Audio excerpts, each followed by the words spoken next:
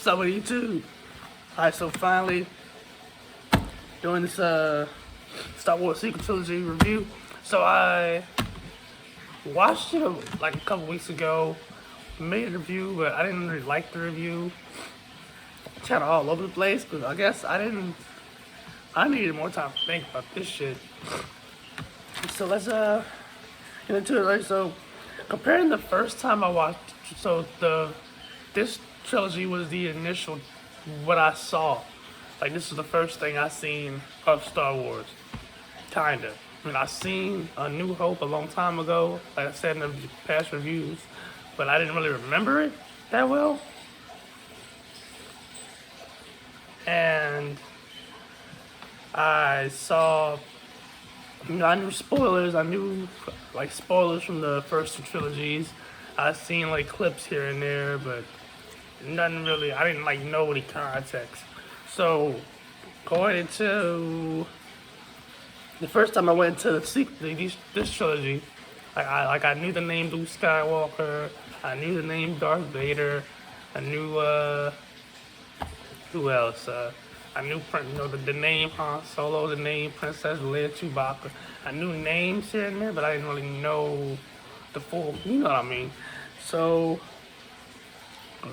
the first time seeing the trilogy, I thought it was the shit. Like, I was like, that's the shit. Like, I fucked with it. But this time, going in with context of having went through the other two trilogies, it was not the same experience. So I will say though, going through Han's death again was a different experience. That shit hurt this time. Like I said, he was my favorite from the original trilogy. Just seeing him die like that this time, I knew it was gonna happen. That shit hurt this time, I ain't gonna lie. But that's it. So the plot of the trilogy, like my main thing with this trilogy, why it's different the second time around, because like with context of having seen the other 6 movies, I feel like I'm just seeing where like there was potential for other shit to happen that would have been a better story than what we got.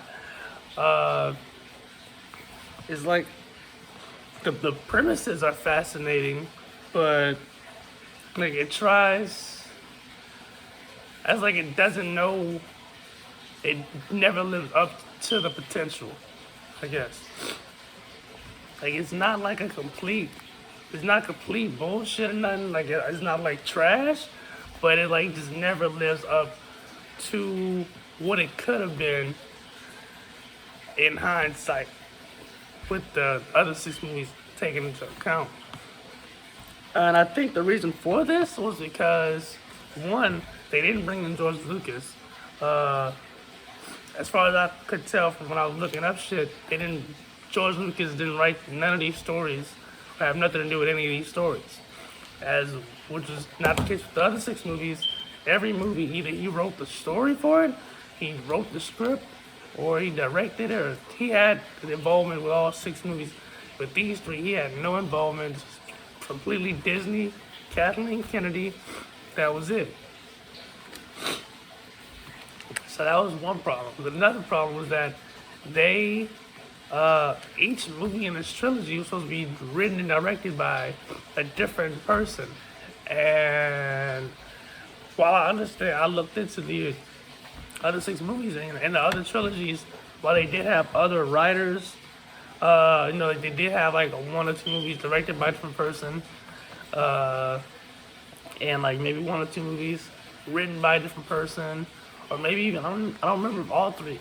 Either of the trilogies had all 3 movies written by a different person, but I know, like I said, George Lucas was a constant in all 6 movies. Either he wrote the story for the movie, or he wrote the script, or he co-wrote the script, he edited the there was always a driving force where, all right, this is going to connect because there's like some plan, somebody in this bitch with some plan, and I guess that should have been Kathleen Kennedy this time, because she is the in this scenario she is the only person that I could, as far as I can remember, who was like on all three movies. She was a producer on all three movies, and with especially with Rise of Skywalker, it felt like there was a disconnect where maybe if they had had one person write the entire trilogy, or because J.J. Abrams did write and direct 7 and 9, so it's not too far off from what they did with the other trilogies, but for whatever reason with this one it did not connect, and part of that was because J.J. Abrams' vision for this trilogy and Rian Johnson's vision for this trilogy was two separate two separate visions. So, and then Rise of Skywalker was basically like the end product of these visions just not lining up at all. Which is why I was like, you should have had, and then I know the third movie was originally supposed to be written and directed by Colin Trevorrow, something like that. And he, so that was, like I said, it was supposed to be a different person every movie writing and directed. And I'm like, you should have had some type of meeting between these three men about where they were going to go with this trilogy. Instead of having one dude come and do his movie, another dude come and do his movie, and another dude come and do his movie, and it's like this whole disconnect. Because honestly, 7 and 8, even though 8 is the one that's like written and directed by a different person, 7 and 8 feel like they go together, like they're more coherent together than 9. 9 just feels kind of just, like kind of like 8, 7 and 8 feel like even though they're even though they're made by different people. Rian Johnson looked at Force Awakens and was like, alright, that's not how I would have did it, but I would try to carry toward my vision in a way that makes sense still from what we got from Force Awakens. And then J.J. Abrams came back in for 9 and was like, what he did for 8 was not at all what I would have done or what I felt went with my vision for where I would have taken the trilogy. So I'm gonna just force this shit for 9. And it just felt really disconnected. I said maybe, like I said, the premises are really promising, and they really, like, you know, the idea that Anakin's grandson goes to the dark side, and they have to like try to get him back, or just end up killing him, and that's good. We keep that. The Rey's story, the scavenger who's powerful with the Force. She had to figure out why she's good with the Force, or maybe she just. I like the explanation they gave. It's like I said, it's one of those things, like I said, with the disconnect, because I felt like the explanation they gave in Last Jedi, where Rey is powerful with the Force, even though she has no strong lineage, is because the Force needed something to come up and like meet Kylo Ren, meet something from the light to meet Kylo Ren's darkness, and since Luke shut himself out, and I'm assuming that Leia wouldn't have done it, the Force basically chose someone to do it, and I was cool with that explanation.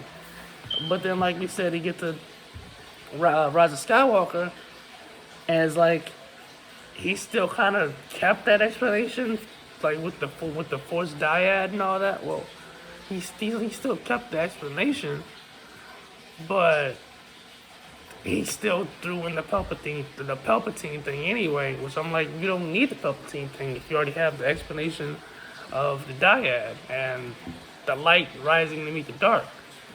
You don't. So it's like that's there's that disconnect. And while like I wouldn't have had the Rey character, or I would have done something differently. I was okay with the explanation that we got in Last Jedi, and yeah.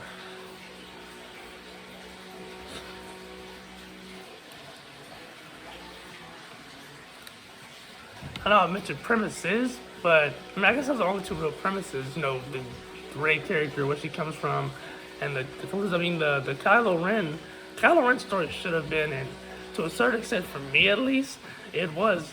Well, no, it wasn't, but it should have been the main story.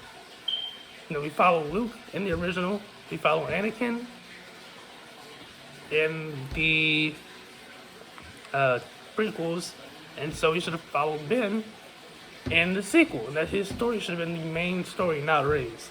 Because, one, it's the Skywalker saga, and she's not a Skywalker. He is. Also, which, I mean, we'll get to that part. Which, is it, the movies? Well, so Rey's storyline, I feel like I understand what she's supposed to represent. Like I said, there is this theme of identity, especially with her character, throughout the whole series, where like characters are searching for identities, changing their identities, having identity crises because they don't know who they are, or they're tied into to this or that. Anakin becomes Darth Vader. Palpatine becomes the Emperor and has his face disfigured. Anakin also becomes disfigured and becomes a cyborg. Um, Obi-Wan Kenobi becomes Ben Kenobi. And then, so like the entire series is littered with identity changes and crises. So you have this character who doesn't know who she is, having to figure out who she is throughout the trilogy. And so it works in the sense that it ties in with the rest of the series, with the rest of the saga that way. But I was just like, this should have been about Skywalkers, not some random person who turns out to be a Palpatine that just takes the name Skywalker at the end, who's like basically adopted into the family, and then like all the actual Skywalkers are dead at this point. That part didn't sit right with me. I think the Rey character, like the character shouldn't have even existed. Her storyline shouldn't have existed. It should have been the main story of the trilogy. Should have been the Skywalker family trying to bring Kylo Ren back. Like you said, in Legends, in the shit they made not canon. Luke has a family. He has a son, a wife. Han and Leia have 3 kids, not 1. They have the youngest son, Anakin. They have the twins, Jason and what's the daughter? I don't know the girl twin's name, but Jason is the one who turns the dark side, becomes Darth Cadus, and Luke has a son named Ben Skywalker. So they should have had that family in the trilogy, and that's what the story should have been. Not this random girl. We need to figure out who she is and why she's good with the Force, and she's gonna be the one to bring Kylo back into Ben Solo, or she has to kill him. That shouldn't have happened. But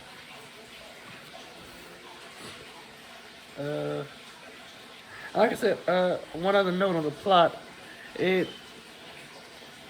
ties into Rian Johnson and J.J. Abrams' differing opinions and their differing visions for the series. Whereas J.J. wanted to basically copy the original template, and Rian wanted to do like something completely opposite of he wanted to like like he said, and like he has the characters say multiple times in Last Jedi about letting go of the past, and well, it was almost like it was a message for the fans, like I won't even say subliminal message for the fans. It's pretty overt message to the fans, like saying like don't try to make this trilogy almost like not don't compare it to the other two, but don't, especially the first one, but like don't judge it by itself. Pretty much, let it be its own thing. Like let the past die. Pretty much to quote Kylo Ren. Like that was the and well, JJ's opinion mirrored George Lucas, where George Lucas said in a behind the scenes thing on the prequel, on one of the prequel trilogy movies. He said you have to, when you're making a sequel or a prequel, you have to make it rhyme. Like, you have to intentionally copy stuff because part of the theme is that history repeats itself. So JJ went with that philosophy, while Rian wanted the opposite philosophy of let the past die, make your own story. So yeah, and like I said, the disconnect is evident.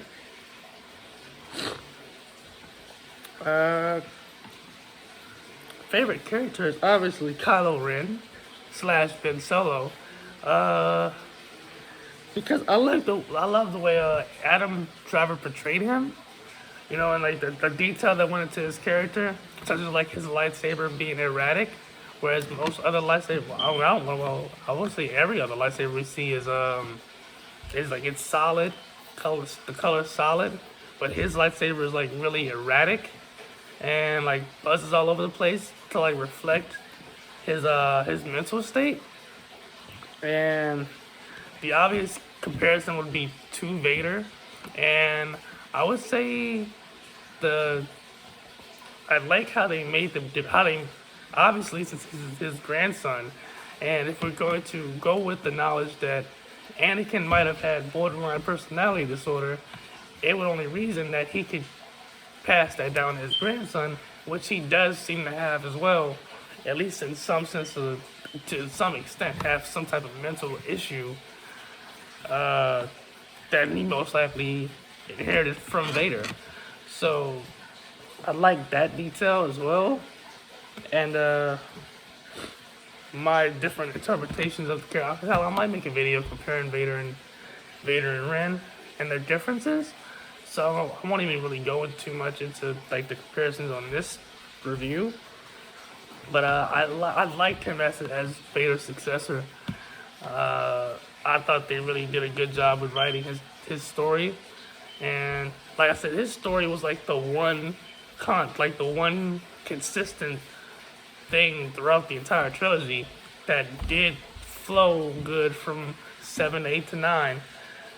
If only they had like made sure everything else flowed too. But that's also like part of the reason why he's my favorite character in the trilogy, because like his story fucking made sense and was good and well acted from start to finish. Which I didn't have an issue with any of the acting in the trilogies, but as I've said over and over again, they put more thought into writing and crafting the villains than they do the heroes, which I will give them at least. And with this trilogy, like Finn being a storm, even though he should have had more. With Finn, it seemed like he got over the fact that he was a stormtrooper really, really fucking fast.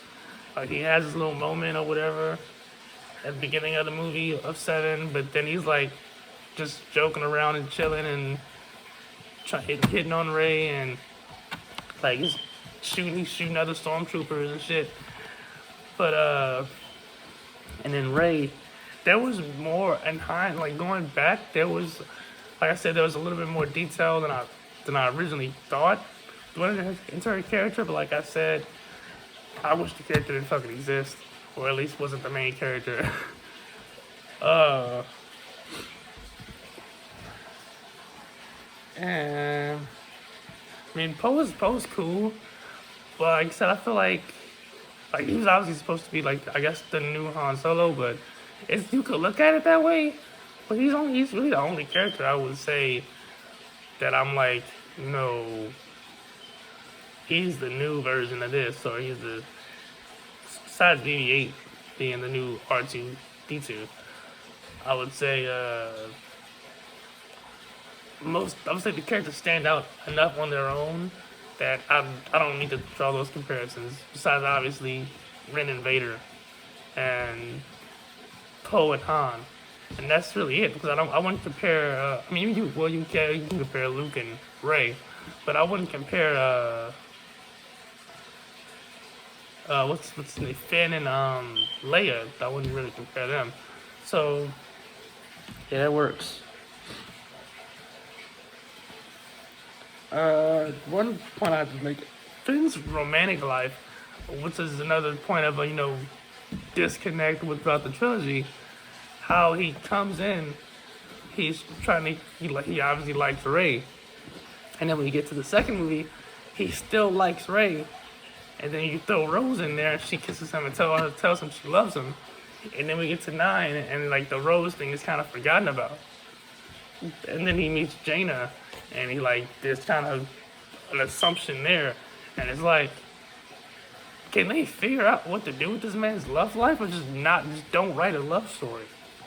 If you can't stick to it or tell it right, or tell it at all, if you're like going to start, it's like they start a new love story from every trilogy, every movie, and just don't never pay it off. So I don't know what was going on there. Next, get into the Reylo controversy. I didn't even know it was a controversy until after I saw Rise of Skywalker, and it popped up on a YouTube video, which was about how Rey and Kylo Ren's relationship, like how it's problematic that they get together in the end because he tortured her and in Force Awakens. So people are saying like it's domestic abuse, like domestic abuse and shit. I never drew that idea personally when I saw the movies. I can see it, I guess, but it's not really that big of a deal to me. I said it was nothing I really considered. I ever considered when I saw the movie the first time. I think it's just people how they want to fuck with everything nowadays and just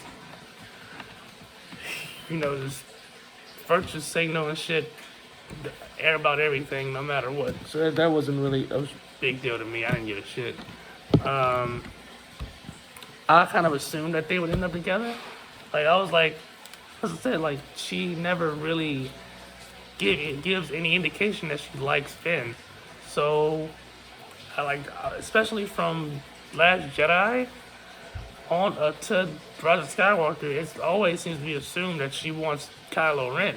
Like every time they have the connection and all that. So I was like, either they're gonna end up being twins or cousins, so they won't get together, or if they're not related, either they're getting together or one of them has to kill the other one. So I mean, it seemed pretty obvious to me that was where the story was going. So I had no issue with it. 6. So one point I have to make. One really big issue I had having seen the originals, and was that it seems to ignore the fact that Darth Vader turned, that Anakin came back to the light. They never mention it once. It seems that they never mention whether or not Kylo Ren knows that Vader turns the light. I'm almost wondering if J.J. Abrams, if Disney knows that Vader turned to the light. Like that just felt kind of so, like they're talking about how Kylo has so much Vader in him, which I agree, he has a lot of Vader in him, but they like talk like Vader didn't turn at the end. And the only time they do acknowledge Vader's turn is at the end of Rise of Skywalker, when Palpatine tells Rey that when he was trying to get Luke to the dark side, how Vader stepped in for him and saved him. And that's it.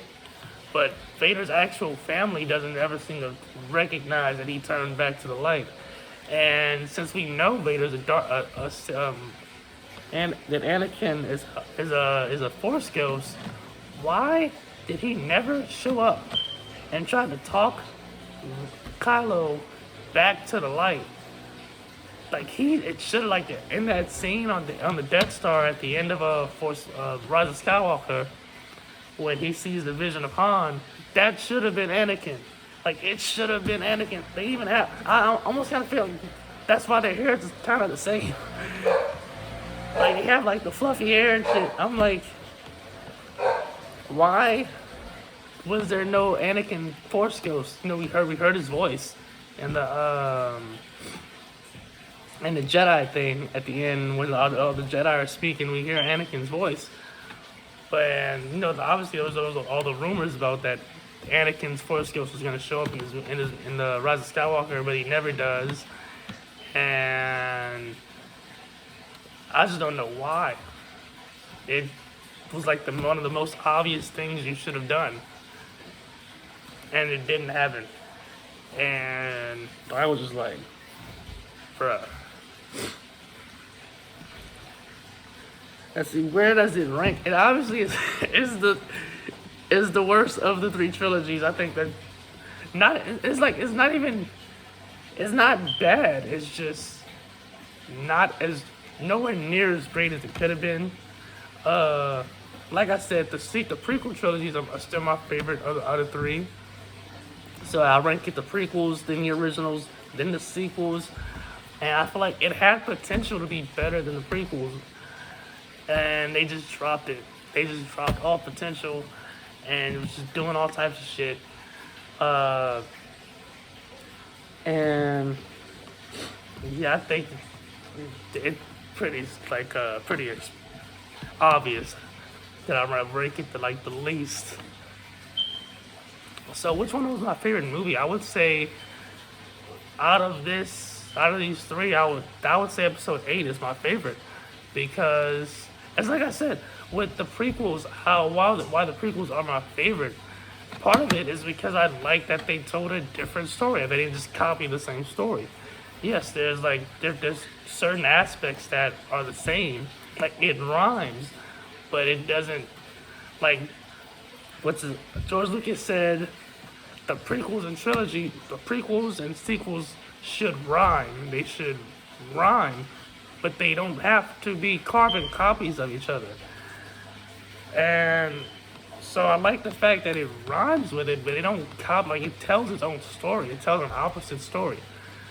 It tells a rise and a fall rather than just a rise, So, and in this, it could have told, a rise from we see Luke become a Jedi in the originals. He is tempted to the darkness, but he doesn't do it. He has his little moment where he basically uses the dark side against Vader at the end when he's like bashing him in. That's definitely dark side. But he stops himself and doesn't do it. And then we have the prequels where Anakin is just the orphan boy and he wants to become a Jedi, and he makes it, but he has fucking mental issues, and the Jedi don't fucking want to help him with that, and that leads them going fucking insane and killing everybody and becoming Darth Vader. And so we have his fall to the dark side. And then in this one, you have Kylo Ren starting off in the dark side, and his story being either A, his journey back to the light, or B, the journey of his family trying to bring him back to the light, ultimately failing and having to kill him. So that should have been the story, instead of just copy oh, we're gonna take an orphan and make her a powerful Jedi, like we did in the first one. So, like I said, the episode 8 is my favorite of the three because 9 just felt like a really big disconnect, and it was just didn't. It just felt weird. Like it doesn't even feel like it goes with the movies almost, except for Ren's story. It doesn't even feel like it matches with the other two. Like it feels like almost like a standalone movie out of the trilogy. But I felt like The Last Jedi was a good continuation of the story set up in Force Awakens. That being said, I would have set up a different story in Force Awakens, but based on what we got in Force Awakens, I felt like Last Jedi was a good continuation of that story. So that's why I would say that 8 is my favorite out of the three. And one last point is that this is rumor going around apparently that they're considering making the movie not canon anymore, like making it Legends, and I completely don't like that idea at all. I'm just like, have some integrity for the art you fucking created. You spent hundreds of millions, if not $1 billion, making these three movies. You raked in billions of dollars. I mean, if you wish you would have made a better story, you should have made a fucking better story. You should have made a better story. But that doesn't mean you have to like erase them from fucking canon. And I don't know what they would do, like make a new 7, 8, 9, or like re-release all the movies and take 7, 8, 9 off the DVDs and just make it a Star Wars story and make a new 7, 8, 9.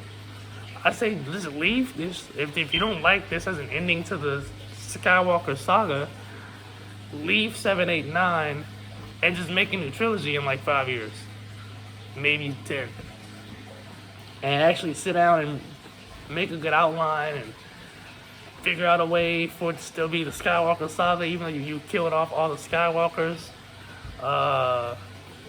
If you really want to do that and make it, make it 10, 11, 12, and bring in George Lucas, or at least have one writer. Because honestly, I wish Rian Johnson had like written all three movies. Because like I said, I like 8 best. I like his idea of like not copying, not copy the first. It can have its influence and rhyme with it, but it ain't gotta copy it. So yeah, I don't like the idea of making it not canon anymore. Like you already made him, you already made the money. You might as well leave it as canon. And like was pointed out before, this is Carrie's last movie in the series. Carrie died, making the movies. So even if you did want to extend it more, you can't even have her in it unless you just do the motion capture and the face thing like you did in 9 and Rogue One. But that's just let it stay canon. And if you want, just make a new trilogy and figure it out. Yeah, that's it. That's it for this review. Let me know what you thought of the trilogy in the comments below. Subscribe for more reviews. And yeah, obviously I think I'm gonna do that Vader and Ren comparison at some point. I have seen Rogue One. I guess I'll do a review of Rogue One. I'll review it, and I'll still review Solo whenever I see Solo. I'll see it soon. So look forward to that, and I'll see you in more videos. Peace out.